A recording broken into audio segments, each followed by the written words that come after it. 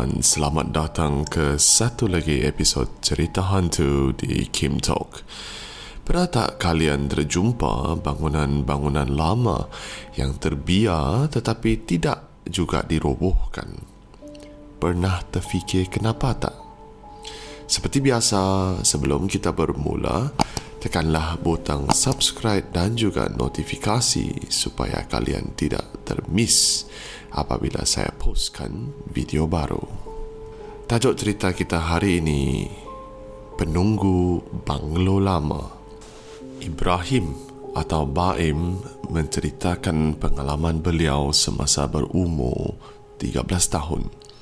Ketika itu, Baim baru berpindah ke sebuah pekan terletak di pantai barat mengikut ayah yang ditugaskan menjadi doktor di sebuah klinik daerah. Baim dan keluarga disediakan kediaman di sebuah apartmen berhampiran pusat kesihatan tempat ayah bekerja.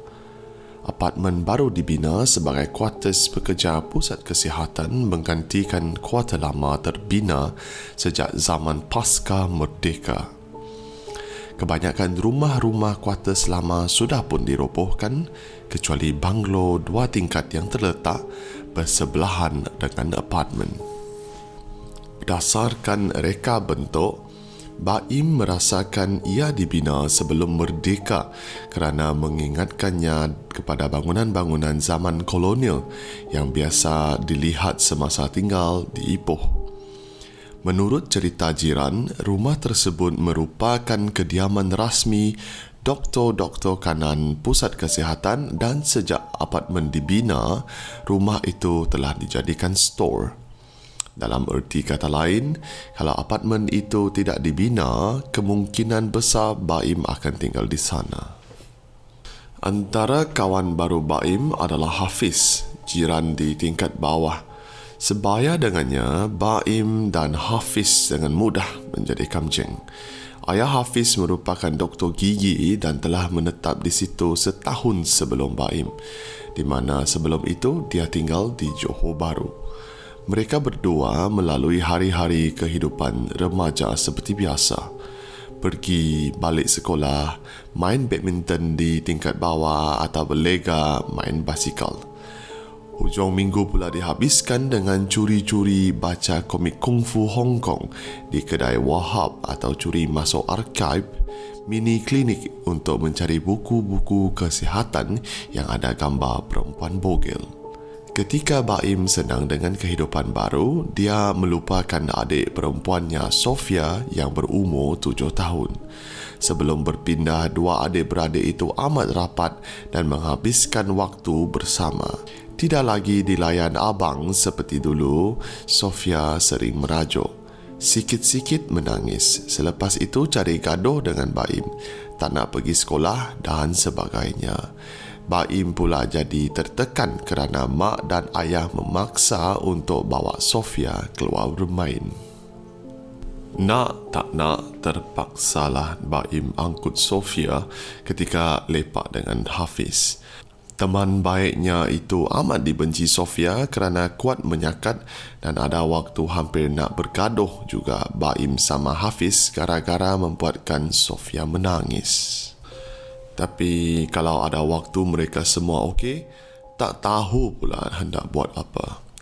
Baim memang tak akan libatkan adik dengan kegiatan tidak beretika dia dan Hafiz kerana amat sedia maklum perangai kuat mengadu Sofia. Ini sedikit sebanyak mengganggu persahabatan Baim dan Hafiz. Pada zaman itu, mana ada internet, smartphone dan juga kebanyakan remaja ketika itu mempunyai rakan sebaya adalah yang paling penting. Lebih-lebih lagi Baim. Di sekolah, dia tidak rapat dengan siapa-siapa kerana rata-rata sudah kenal antara satu sama lain sejak dari sekolah rendah. Cuma Hafiz yang memahami kerana boleh dikatakan dia juga berada di dalam situasi yang sama. Dua remaja lelaki yang kesunyian. Ibu bapa Baim sejak dari awal perpindahan sudah memberi amaran untuk tidak sekali-kali bermain di banglo sebelah apartmen. Alasan orang tuanya menurut kata Baim disebabkan banyak menyimpan ubat-ubatan dan bahan-bahan kimia berbahaya. Kalau ikut logik, apa yang nak bahayanya sedangkan pintu dan tingkap semua sedia bermangga. Hafiz juga berkata sedemikian ibu bapa melarang bermain di situ. Pada suatu tengah hari Ahad yang berbahang, Baim melepak dengan Hafiz di koridor depan rumah temannya itu. Kedua teman rapat ligat memikirkan apa hendak dibuat kerana bukan senang nak dapat peluang ketiadaan Sofia yang sedang tidur siang. Mahu keluar merayau, tak ada mood kerana hari panas. Kedai Wahab pula tutup dan klinik sudah mempunyai pengawal keselamatan. You rasa pintu kat beranda itu kunci tak? Tanya Hafiz pada Baim sambil melihat ke arah balkoni tingkat atas banglo. Baim tidak menjawab tetapi meneliti persekitaran kawasan mencari cara untuk memecah masuk. Kalau kita panjat tiang besi itu, boleh cecah beranda. Baim mencadang untuk memanjat paip besi saluran air hujan terpasang di dinding berdekatan balkoni. Mereka berpandangan dan bingkas bangun. Tiba di perkarangan banglo, Baim dan Hafiz sekali lagi melihat sekeliling untuk memastikan tiada yang perasan kehadiran mereka di tempat larangan para ibu bapa di kuartus kediaman pusat kesihatan. Kata Baim, dia amat yakin semua orang dewasa di rumah masing-masing sama ada tidur siang atau tengah melayan filem Hindustan. Hafiz memulakan dahulu. Besi berkeriut di panjatan pertama. Setelah memastikan saluran air itu kukuh, seperti Spiderman, pantas Hafiz mendaki dan akhirnya berada di dalam balkoni. Baim mula panjat dengan mengikut cara pemanjatan Hafiz dan lebih kurang 5 minit kemudian menyertai teman baiknya itu di tingkat 2 banglo. Dalam keadaan berjalan itik, mereka mendekati pintu. Kata Baim, dia tidak harap pun pintu balkoni boleh dibuka dan sudah berpuas hati dengan kejayaan memanjat masuk balkoni. Niatnya untuk lepak sekejap dan kemudian turun semula. Perancangan seterusnya boleh difikirkan kemudian kerana banyak lagi masa dan pintu yang tidak tahu bila terakhir digerakkan menjerit sebaik dibuka perlahan oleh Hafiz. Senyum lebar mengiringi kedua sahabat, gairah dengan penemuan terbaru itu. Kata Baim, balkoni sebahagian daripada bilik tidur utama dan semasa berada di dalam terdapat bingkai katil, almari dan meja solek semua diperbuat daripada kayu. Kedua-dua mereka menyelongkar setiap almari, laci di dalam bilik. Tiada apa yang ditemui kecuali kalender lama memaparkan wanita berkimono tahun 1971. Baim dan Hafiz merapati pintu bilik. Tombol ditekan ke bawah dan ditolak perlahan. Tidak berkunci. Di luar adalah ruang keluarga lengkap dengan perabot rotan tidak berkusen. Terdapat sebuah televisyen lama berjenama National dan dua lagi pintu bilik bertentangan bilik tidur utama. Wah, ini boleh jadi clubhouse kita, Baim, kata Hafiz dengan penuh semangat. Seperti sebelum ini, laci-laci almari di ruangan diselongkar. Baim memasang plug ke soket dinding dan cuba menghidupkan TV. Tekan punya tekan dan putar punya putar. Masih tidak hidup TV-nya. Lari! Jerit Baim sebaik mendapati terdapat orang di dalam rumah. Kelam kabut Baim dengan Hafiz masuk ke dalam bilik tidur utama dan dengan niat nak keluar ikut cara bagaimana mereka masuk sebentar tadi. Derapan tapak kaki orang berlari membuatkan Daim mengelongsor tanpa kawalan dan bunyi patah kedengaran sebaik tiba di bawah. Dilihat kaki kiri sudah terbalik ke belakang dan Hafiz pula sudah lari pulang ke rumah. Dia cuba berdiri tetapi tidak dapat menggerakkan kaki kirinya. Jeritan Baim memecah keheningan dan dipendekkan cerita Baim terpaksa dibawa ke hospital bandar kerana pusat kesihatan tidak mempunyai peralatan X-ray.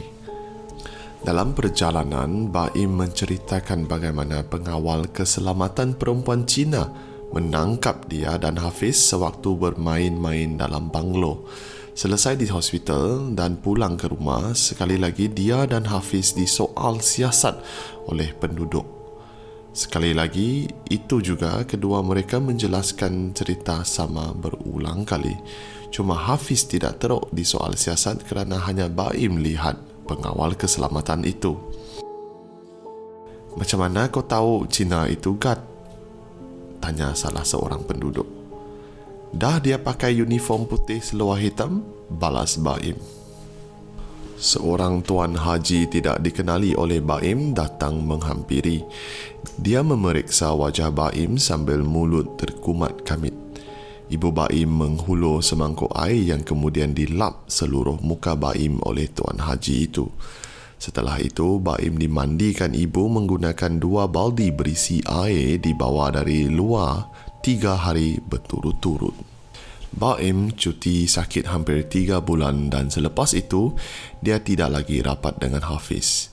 Baim seterusnya melanjutkan persekolahan di MRSM setelah mendapat keputusan PMR cemerlang dan keluarga berpindah lagi, kali ini ke Kuala Lumpur apabila ayah ditugaskan di HUKM. Kejadian rumah banglo itu dilupakan begitu sahaja sehingga Baim pulang ke kampung bersama keluarga untuk melawat sepupu yang patah kaki gara-gara kemalangan motosikal. Macam Baim dululah si Ajat ini, tapi bezanya Ajat elak lori, Baim elak hantu. Seluruh ibu mengundang hilai tawa saudara lain, kecuali Baim. "Ma, hantu apa Ma? Ceritalah Ma," pertanyaan Baim kepada ibu dari kampung sehingga dalam kereta perjalanan pulang ke Kuala Lumpur. "Kesian, tak ada orang cerita kat dia selama ini," ejek Sofia. Ini sudah lebih fikir Baim, sedangkan Sofia pun boleh tahu apa cerita ini. "Mama kena ceritakan juga, kalau tak, mungkin sudah rimas dengan Baim." Akhirnya ibu menceritakan. Di pusat kesihatan semasa mereka menetap di sana, ayahnya sebagai doktor kanan terlibat dalam proses pelantikan pengawal keselamatan. Tak pernah dia tahu ada pengawal keselamatan perempuan berketurunan Cina diupah. Ini juga disahkan oleh pengawal-pengawal keselamatan di mana banglo itu tidak termasuk dalam kawalan. Malah mereka dilarang sama sekali untuk mendekati stor ubat itu. Jiran-jiran yang lama bekerja dan menetap di pusat kesihatan memaklumkan ibu bapa Baim bahawa banglo itu sebenarnya berpenunggu. Gangguan hanya bermula sebelum kedatangan Baim sekeluarga. Sebelum itu, doktor-doktor yang menginap di banglo tidak mengalami apa-apa masalah sehingga kedatangan doktor berketurunan India 10 tahun dahulu. Dikenali sebagai Dr. Anthony, dia tidak berapa disukai oleh kaki tangan klinik. Dr. Anthony adalah juga seorang pemarah. Semua orang dimaki hamun, dari staf sehingga pesakit pun kena juga. Lebih-lebih lagi kalau pesakit itu berketurunan India. Setiap hujung minggu, dia akan meninggalkan rumah seawal tengah hari Jumaat sehingga tengah hari Isnin berikutnya. Menurut cerita ibu, walaupun mereka tahu isteri Dr. Anthony ikut bersama, tetapi mereka tidak pernah terserempak atau tahu siapa isterinya. Apa yang mereka tahu melalui pemberitahuan kerana menguruskan fail peribadi doktor kanan pusat kesihatan, isteri Dr. Anthony berketurunan Cina. Pada suatu hari, Dr. Anthony tidak datang ke klinik. Pada mulanya, tidak diambil kisah kerana semua sudah sedia maklum perangai doktor kanan mereka. Tetapi apabila sudah 3 hari tidak masuk kerja, mereka datang ke rumah. Dilihat kereta Mitsubishi milik Dr. Anthony tiada di garaj tetapi pintu belakang di dapur terbuka. Awalnya mereka memanggil dari luar.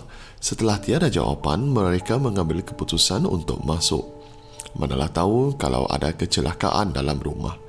Dari pengamatan, didapati Dr. Anthony tidak membawa banyak barang ketika berpindah. Pinggan mangkuk pun boleh dikira dengan jari. Di ruang tamu utama, perabot-perabot masih tidak berkusyen walaupun sudah hampir 2 tahun menginap. Di tingkat atas, TV hidup tetapi suara dimatikan. 2 bilik bertentangan dengan bilik tidur utama berkunci. Dalam bilik tidur utama, baju-baju masih berselerakkan dalam bagasi. Apa yang akan mengejutkan, botol-botol minuman keras pelbagai bentuk, warna dan jenama memenuhi almari pakaian, dalam laci meja solek, atas sinki bilik air, sehingga tempat letak sabun buku itu pun ada sebotol vodka kecil. Pada hari yang sama, laporan polis dibuat termasuk juga ke pejabat kesihatan daerah. Hampir 2 minggu pencarian dilakukan sehingga pusat kesihatan mendapat tahu Dr. Anthony sudah lari ke kampung halaman di Pulau Pinang. Dimaklumkan, Dr. Anthony tidak bergembira ditugaskan di pusat kesihatan dan arahan perpindahan adalah satu bentuk sabotaj kepadanya kerana dia adalah seorang doktor pakar, sepatutnya ditempatkan di hospital-hospital besar, bukan pusat kesihatan daerah. Setelah selesai isu Dr. Anthony dan sementara menunggu kedatangan doktor kanan baru, pekerja arm klinik membersihkan banglo. Pada hari pertama, pekerja terdengar ada suara wanita menangis minta bukakan pintu. Apabila dibuka, didapati bilik tersebut kosong. Tukang bersih juga ada terdengar suara wanita marah-marah dalam bahasa Cina di tingkat 2. Sedangkan mana ada orang lain dalam rumah selain tukang-tukang cuci? Yang paling angker, Pak Amin, pemandu ambulan merangkap pemegang kunci-kunci rumah banglo, mengaku ternampak perempuan Cina di sana. Setelah kerja-kerja pembersihan, dia memeriksa rumah untuk memastikan semua dalam keadaan baik dan juga untuk mengunci bilik-bilik. Ketika dia tiba di tingkat atas, ternampak ada orang terbongkok depan TV sambil memutar-mutar tombol. Diingatkan penceroboh mana, lalu Pak Amin menghedik, "Hoi!" Dan alangkah terkejutnya penceroboh persis wanita Cina itu pantas memanjat dinding dan meloloskan tubuh memasuki lubang siling asbestos sebesar 2 penumbuk, seperti kucing. Pak Amin perasan 2 mata bersinar merenung dari lubang gelap tersebut sambil tersenyum. Semasa pembinaan kuartus baru, banglo sepatutnya dirobohkan dan tapak rumah dibina kawasan riadah lengkap dengan taman permainan. Namun begitu, rancangan itu dibatalkan kerana potongan dana. Itu kalau ikut laporan rasmi lah. Ayah Baim tiba-tiba mencelah memberitahu ada kabar angin mengatakan setiap kali pemaju datang ke rumah untuk memeriksa sebelum proses perobohan dilakukan, mereka akan terserempak dengan wanita Cina. Tak tahulah, mungkin sebab sui atau apa, pemaju seolah-olah sengaja melewatkan proses perobohan banglo sehinggalah pemotongan bajet dimaklumkan. Entah-entah hantu isteri Dr. India tu kot bang? Tanya ibu. Tak juga sebab masa dia kena panggil hadap lembaga disiplin, isteri dia ada teman Cina? Sekejap. Tak pasti pula saya. Mazlan masa di PKD Timur Laut kata isteri Anthony itu India. Jawapan mengelirukan ayah mematikan perbualan mengenai banglo itu. Baim bersandar dan melihat keluar tingkap. Seperti Dr. Anthony, dia juga merahsiakan perkara penting terjadi semasa curi masuk banglo berpenunggu itu. Baim mengenang semula kejadian di rumah banglo hampir 10 tahun dahulu. Semasa memutar tombol TV, ternampak refleksi sesuatu di skrin TV. Ia seperti labah-labah besar melekat di sudut siling berdekatan dengan tangga. Baim perhatikan dari skrin TV bagaimana labah-labah itu perlahan-lahan bergerak ke hujung bertentangan dan berhati-hati turun seperti Spiderman. Jari Baim masih memutar tombol, berlagak seolah tidak sedar kehadiran makhluk itu. Dia toleh ke arah Hafiz yang sudah kaku seperti patung menghadap tangga. Semakin dekat, semakin jelas wajah perempuan Cina di skrin TV. Wanita itu tersenyum menampakkan gigi merah seperti pengunyah sirih. Mau anti betulkan TV? Makhluk itu bersuara dan waktu itulah Baim dan Hafiz bertempiaran masuk ke bilik tidur utama untuk turun dari balkoni. Mungkin trauma menyebabkan sama ada Hafiz ataupun Baim tidak langsung menceritakan penampakan itu. Bagi Baim, 3 bulan terlantar di rumah kerana patah kaki membuatkan dia hampir gila kerana sering terbayang-bayang wanita Cina itu akan datang melawat. Hari terakhir sebelum berpindah ke MRSM, Baim sempat mendekati banglo sementara menunggu ayah memanaskan enjin kereta. Dia sumpah terdengar bunyi seperti ada orang memutar tombol siaran TV dari dalam banglo. Baiklah, kepada yang habis dengar cerita tersebut, sekiranya anda suka, tekanlah butang like dan juga bagi yang belum subscribe itu, tekanlah butang subscribe. Dan kepada anda yang ingin kongsikan cerita, tinggalkanlah cerita anda ataupun boleh hubungi saya terus di ruangan komen. Saya Kim di Kim Talk, sehingga episod yang akan datang. Kita jumpa lagi.